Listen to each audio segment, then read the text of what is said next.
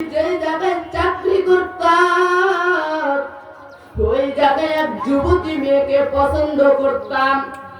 আমি যুবতী মেয়েকে বললাম আমি তোমাকে বিবাহ করব, কিন্তু যুবতী মেয়ে বলল না, পারবো না।